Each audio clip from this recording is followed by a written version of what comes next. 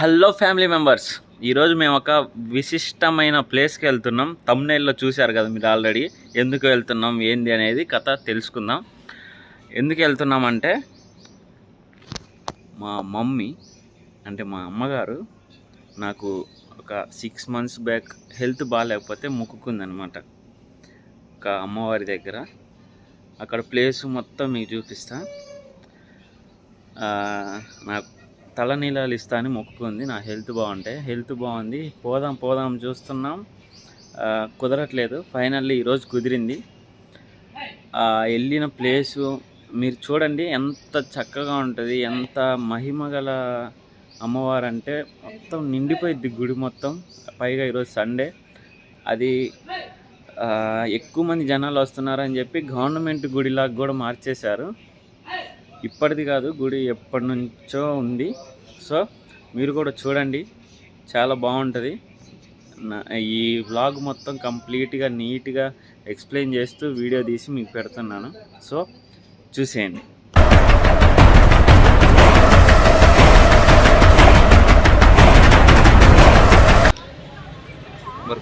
Hi guys, ఇప్పుడే వచ్చాం అడిగప్పలకైతే. చూస్తున్నారు కదా, చుట్టూ ఎక్కడ అయితే కొంచెం కూడా ప్లేస్ దొరకట్లేదు.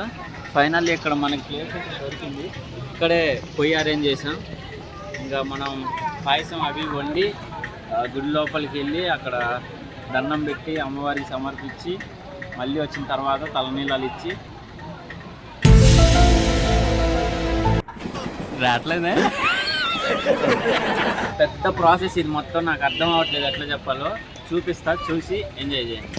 ఇందాక ప్లేస్ చూపించా కదా, ప్లేస్ దొరికింది. అని చెట్టు కింద రాళ్ళు అన్నీ ఉంటాయి. కాకపోతే కర్రలు వచ్చేసరికి మనం వంట ప్రిపేర్ చేసుకోవడానికి ప్రతి ఒక్క కొట్ల దగ్గర అమ్ముతూనే ఉంటారు. కాకపోతే 60 రూపాయలు అంటున్నారు. ఫస్ట్ టైం 60 రూపాయలు.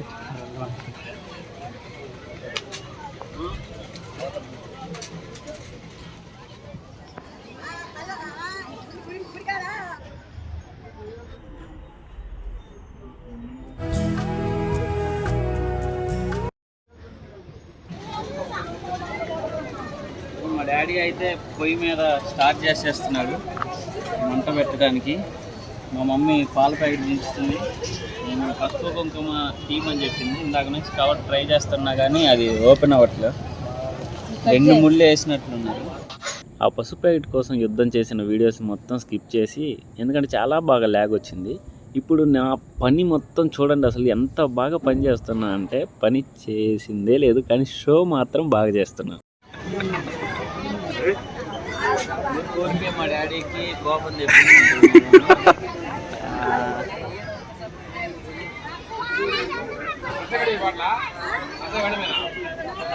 అందరూ అది ఎప్పుడు మండుద్దా అని చూస్తుంటే మా వాడేమో ఎప్పుడు ఎద్దాగుదావా అని ఎదురు చూస్తావా.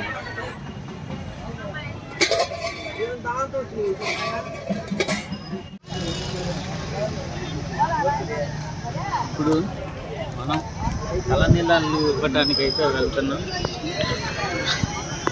సేమ్ అతని పేరు ఏదో ఉంది కదా, పేరు అట్లా నడి ఎండకి సూర్యుడితో మనం పోటీ.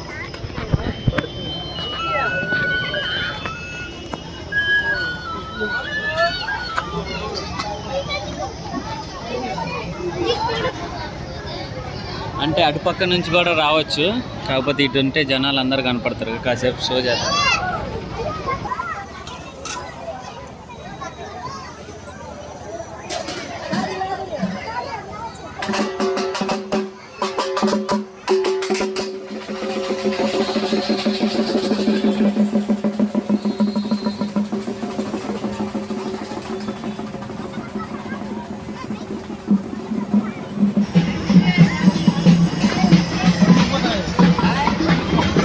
వీడియో తీస్తున్నా కదా అని చెప్పి తెలిసినట్టు అటు ఇటు ఎటు పడితే అటు వచ్చేసా. ఇప్పుడు నాకు ఎటు పోవాలో కూడా అర్థం కావట్లేదు. ఎవరన్నా అడిగి కనుక్కున్నా, మళ్ళీ వెళ్ళి మా డాడీని అడిగితే ఇక నాకు మామూలుగా ఎటు మీటింగ్ వెళ్ళి కనుక్కున్నా.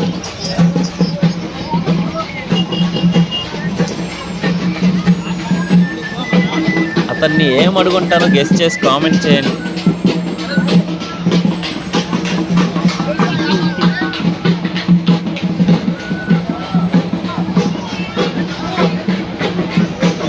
కరెక్ట్గానే వచ్చాం. నేను మర్చిపోయానేమో అనుకున్నా. చూద్దాం. అందరు నాకెళ్ళే చూస్తున్నారు, సిగ్గేస్తున్నారు.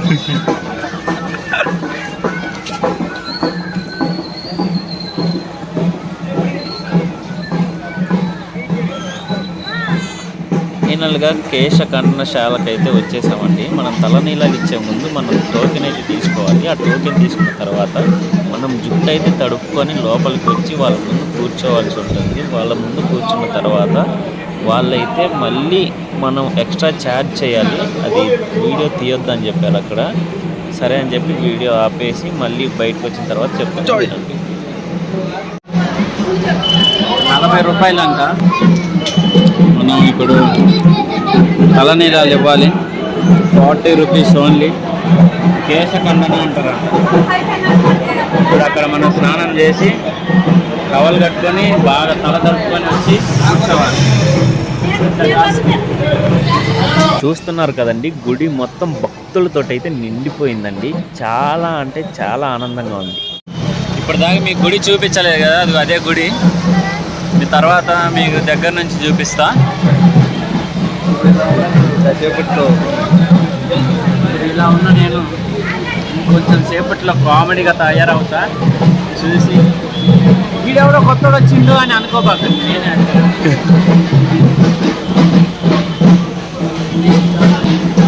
ఇక్కడ వీడియో తీస్తే నాకు సిగ్గు, అందుకే వీడియో ఆపి మళ్ళీ మారువేషంతో మీ ముందుకు వస్తా. చూస్తూనే ఉంటాను. వీడేంది సడన్గా వేరే వాడు వచ్చింది వీడియో మధ్యలో కనుకుంటున్నారా? వీడు వాడే. మధ్యలో మిస్ అయింది క్లిప్. ఆ క్లిప్ చూసి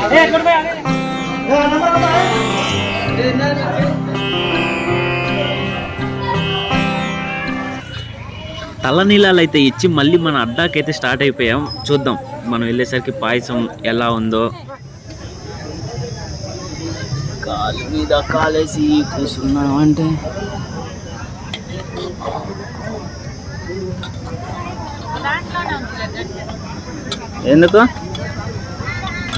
ఎందుకు ఉంచాలో దీంట్లోనే గంట.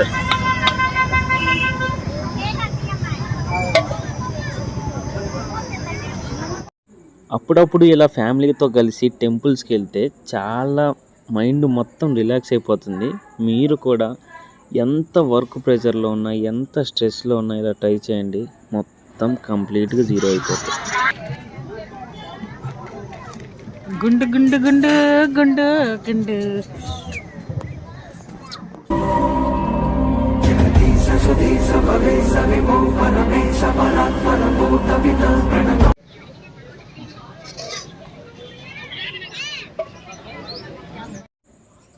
ఇంకా పాయసం అయితే రెడీ అయిపోయిందని చెప్పి పూజ సామాగ్రి పట్టుకొని మా ఫ్యామిలీ మెంబర్స్ మొత్తం వెళ్తుంటే చెప్పులు వేసుకొని వెళ్ళట్లేదు కాబట్టి ప్రదక్షిణాలు చేయడానికి కాళ్ళు కాలిపోయాయండి. మామూలుగా కాదు అస్సలకి. ఎలా కాలేవి చూడండి.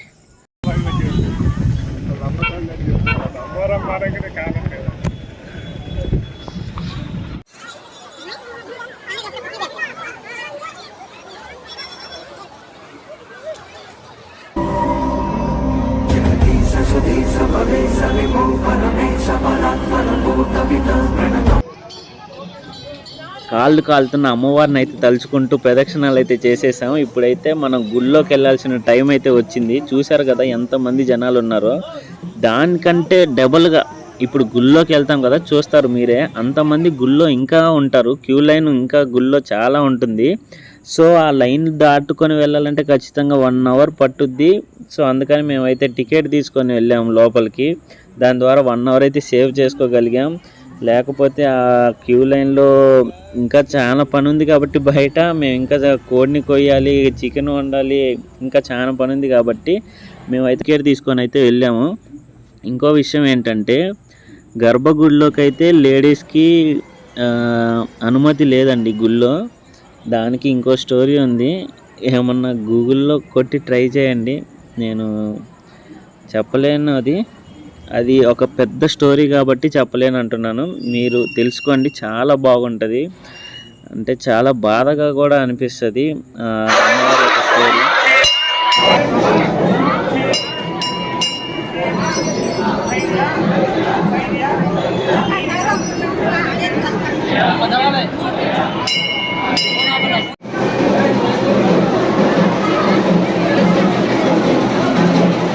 గుండు కొంచెం పక్క జరుగు.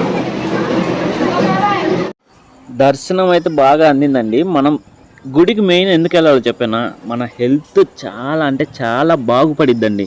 ఎందుకంటే మనం అక్కడికి వెళ్ళిన తర్వాత మన మనసులో ఉన్న కోరికలు కానీ, మన బాధలు కానీ, మన ఏమన్నా సాధించాలనుకున్నాయి కానీ, లేకపోతే మనం ఇరుగు పొరుగు వాళ్ళని అది ఇది అని ఎన్నో ఉంటాయి కదా, మైండ్లో ఉన్న టెన్షన్స్ మొత్తం మనం దేవుడికి చెప్పేస్తే ఒక చాలా కొండని మోస్తున్నంత భారం మనం తీర్చేసుకుంటాం.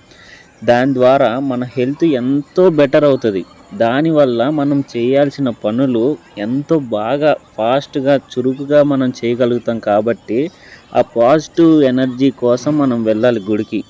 అది కేవలం నాట్ ఓన్లీ హిందూ, ఏ రిలీజన్లో అయినా సరే మనం ఆ టెంపుల్లోకి వెళ్తే చాలండి, మనం జరగాల్సినవన్నీ మనకి అంతా మంచి జరుగుద్ది.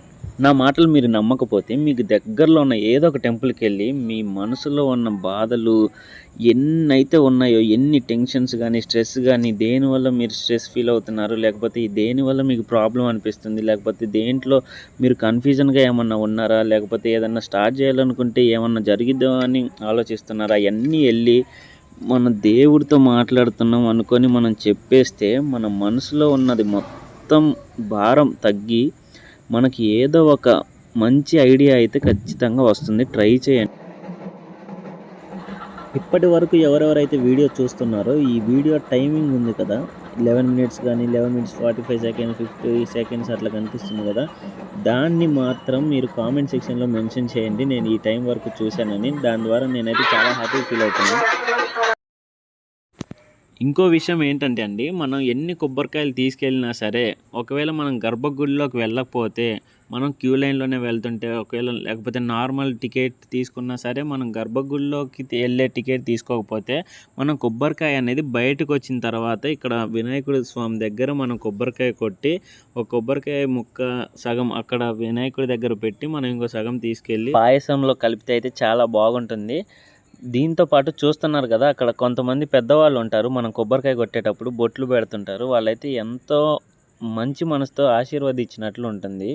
ఆ కొబ్బరికాయ కొట్టిన తర్వాత అయితే మనం చూస్తున్నారు కదా, ఇదైతే గుడి ఎంట్రన్స్ అండి. మొత్తం చాలా బాగుంది కదా.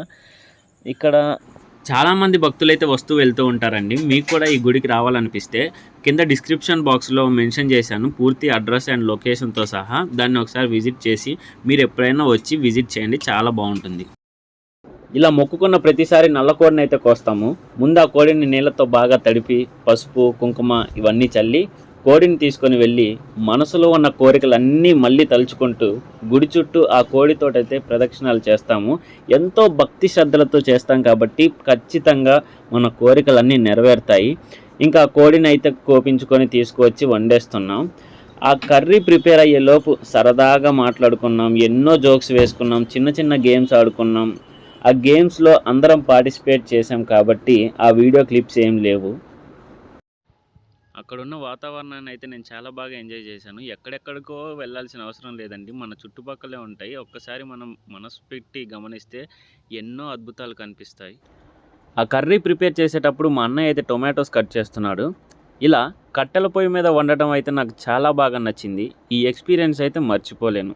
మీలో ఎంతమంది కట్టెల పొయ్యి మీద వండిన వంట తిన్నారో కామెంట్ చేయండి. అది కూడా ఎందుకు తిన్నారు, ఎందుకు తినాల్సి వచ్చిందో, ఆ సిచ్యువేషన్ ఏంటో ఎక్స్ప్లెయిన్ చేస్తూ కామెంట్ చేయండి. నేను కూడా తెలుసుకుంటాను మీలో ఎంతమంది కట్టెల పొయ్యి మీద వండిన వంటని టేస్ట్ చేశారని. సరే, అంతా బాగానే ఉంది కదా అని అనుకునే లోపు ఒక్కసారిగా క్లైమేట్ మొత్తం చేంజ్ అయిపోయిందండి. అప్పటి వరకు ఎండ ఎక్కువగా ఉందని అనుకున్నాం, కానీ క్లైమేట్ మారేసరికి సీన్ రివర్స్ అయింది. ఇంకా ఇంటికి వెళ్ళే తినాలి అనే పరిస్థితి కూడా వచ్చింది. అక్కడ ఉన్న షాప్స్ మొత్తం అన్నీ క్లోజ్ చేసుకున్నారు. ఇంకా మేము ఇంటికి స్టార్ట్ అయ్యాం. ఇంకా చూసుకోండి ఏమైందో ఏమో తెలియదు, కానీ అప్పటికప్పుడు ఫుల్గా గాలి వాన అన్నీ స్టార్ట్ అయ్యాయి. ఇంకా ఏం చేయాలో అర్థం కాక, సరే ముందైతే మనం తడవకుండా ఉండటానికి గుడి దగ్గరికి వెళ్దాం, అక్కడికి వెళ్ళిన తర్వాత ఆలోచిద్దామని గుడి దగ్గరికి అయితే వెళ్ళాము.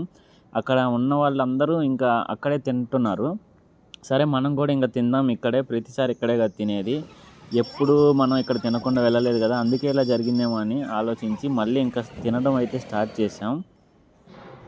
ఇంటి దగ్గరికి తీసుకెళ్ళి తిన్నదానికంటే మనం గుడిలో ప్రిపేర్ చేసింది అక్కడే గుడి దగ్గరే మనం తిని మిగిలింది ఎంత ఉంటే అంత మూగజీవాలకి పెట్టి అక్కడ అమ్మవారిని తలుచుకుంటూ అలా చేసేసరికి చాలా ఆనందం వేసింది. కానీ ఇంతలోనే ఒక బాధాకరమైన విషయం తెలిసింది. అక్కడ దగ్గరలో 10 కిలోమీటర్స్ పక్కన పిడుగు పడిందంట. ఇక్కడైతే వడగళ్ళ వర్షం మొత్తం పడింది. పిడుగు పడేసరికి అక్కడ 30+ ఏమో కొన్ని మేకలు అయితే చనిపోయాయని తెలిసింది. అది విని చాలా బాధ వేసింది. నేను అలసిపోయినావా?